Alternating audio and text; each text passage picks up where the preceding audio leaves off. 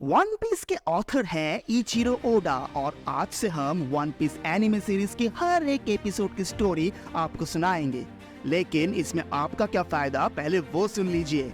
Normally सब यही बोलते हैं कि वन पीस बहुत बड़ी सीरीज है, इतना एपिसोड कौन देखेगा, वक्त नहीं है, एनिमे क्वालिटी उतना अच्छा नहीं है एंड ब्ला ब्ला ब्ला।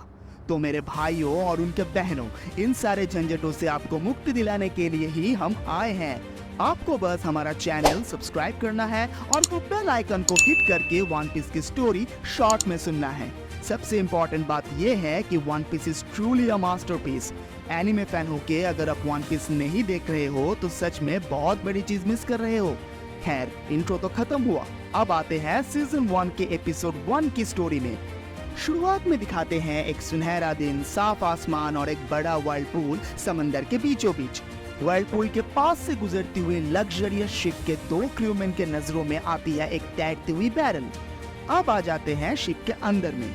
वहाँ बॉल डांस चल रहा है और एक सुंदर सी लड़की खिड़की से बाहर का नजारा देख रही है। इस बीच में शिप के डेक का सीन फिर से आता है और वो दो क्रू मेंबर जिन्होंने वो बैरल को नोटिस किया था, वो उस बैरल को उठा लेते हैं शिप में, इस सोच में कि उस बैरल में शराब है। अचानक शिप का एक तीसरा क्रू मेंबर देखता है एक पायरेट शिप आ रहा है उनके शिप के तरफ और ये देख के उसका मुंह फीका पड़ जाता है। तुरंत अपनी क्रू मेंबर्स को वो ऐलान करता है कि पायरेट्स आ रहे हैं और अभी उनके शिप का मोड बदल दिया जाए। लेकिन तब तक बहुत देर हो चुकी होती है और पायरेट्स की शिप इस पैसेंजर शिप में तोपों से हमला स्टार्ट कर देते हैं। पैसेंजर शिप के सारे लोग भाग दौड़ मचा देते हैं जब उनको पता लगता है कि पायरेट्स हमला कर चुके हैं।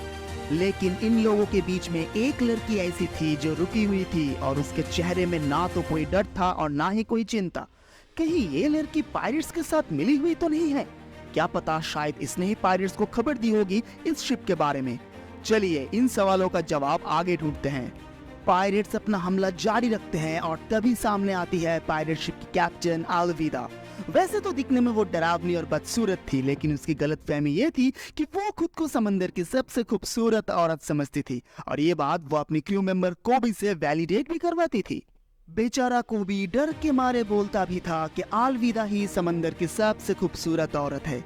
अलविदा अब खुश मिजाज होके अपना हथियार जो कि एक क्लब है उसको शिप डेक में ठोक के हुक्म देती है कि इस लग्जरियस पैसेंजर शिप को लूटा जाए। इन सब के बीच में वो बैरल जो समंदर से उठाया गया था वो रोल करते करते पहुंच चुका था शिप के स्टोर रूम में। अरे ये तो वही लड़की है जिसको बिल्कुल भी डर नहीं लगा था जब पायरेट्स का हमला हुआ था, लेकिन ये डेक में आके पायरेट शिप को देख के डर के भाग क्यों गई?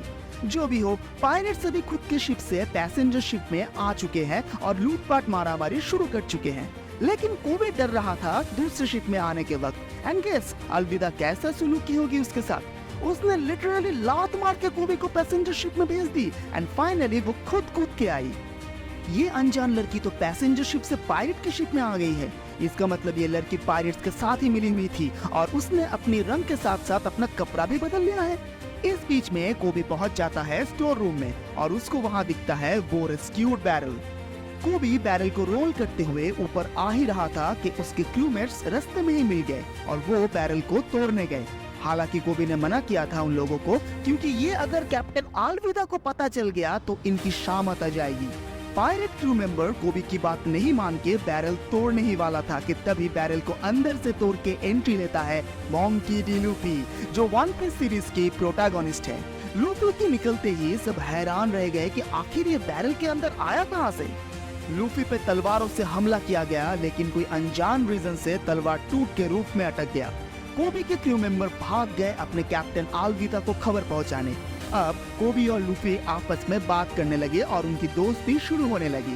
कोबी ने पूछा कि लूफी इस बैरल के अंदर आया कहां से, तो लूफी जवाब में बोला कि उसका नाव वर्लपूल में बहने ही वाला था कि तभी वो बचने के लिए बैरल में छुपा था। कोबी चौंक गया और पूछा कि इस वर्लपूल से तुम कैसे बच गए? लूफी बोला कि उसको भी नहीं पता वो कैसे बच गया।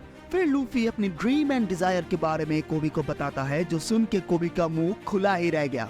लूफी बनने चला था पायरेट किंग और इस वक्त वो अपने क्रू मेंबर्स के तलाश में था। कोबी लूफी को समझाने की कोशिश करता है कि ये इम्पॉसिबल है, पायरेट किंग बनना कोई बच्चों का खेल नहीं है, बहुत खतरा है और क्यों लूफी को इस गोल से हट जाना चाहिए। लूफी कोबी के सर पे एक हल्का घुसा मार के बताया कि वो पायरेट किंग बनेगा क्योंकि वो पायरेट किंग बनना चाहता है और इसके लिए वो अपनी जान की भी बाजी लगा देगा अगर जरूरत हो तो। तब कोबी को अपनी ड्रीम एंड डिजायर का याद आता है और लूफी को वो पूछने लगता है कि क्या कोबी नेवी ज्वाइन कर सकता है जो उसका बचपन से सपना रहा है। इन सब के बीच अलविदा का एंट्री होता है और कोबी के अंदर जितना भी हवा भरा था लूफी के लिए सारा निकल जाता है और डर के मारे उसका पाँव कांपने लगता है। इस बीच में पायरेट शिप की सीन आ जाता है। वो अनजान लड़की तो पायरेट शिप को ही लूट रही है। ये लड़की आखिर कौन है और वो क्या चाहती है, चलिए ये बाद में ढूंढते हैं। लूफी कोबी को लेके भागने की कोशिश करता है लेकिन भाग नहीं पाता है। लूफी के साथ अलविदा की क्रू मेंबर्स की फाइट शुरू हो जाती है और तभी खुलासा होता है कि लूफी कोई साधारण इंसान नहीं है, वो एक रबर मैन है। रबर डेविल फ्रूट खाया है उसने। अपने मन के हिसाब से वो अपनी बॉडी जितना चाहे स्ट्रेच कर सकता है। फाइनली लूफी अलविदा को डिफीट कर देता है अपने सिग्नेचर मूव गोमू गोमू नो पिस्तौल से। तभी फिर से तोपों से हमला होता है और इस बार मैदान पे पहुंच चुके हैं नेवी। सबसे बच के लूफी कोबी को लेके एक रोइंग बोट पे भाग जाता है और वो लोग अभी जा रहे हैं पायरेट हंटर जोरो को अपने क्रू में शामिल करने। यहीं पे खत्म होता है फर्स्ट एपिसोड। कमेंट करके बताइए कि वो अनजान लड़की आखिर थी कौन और ये पायरेट हंटर जोरो का क्या मामला है। शुक्रिया इस वीडियो को देखने के लिए और हम फिर से लौटेंगे एपिसोड 2 को लेके।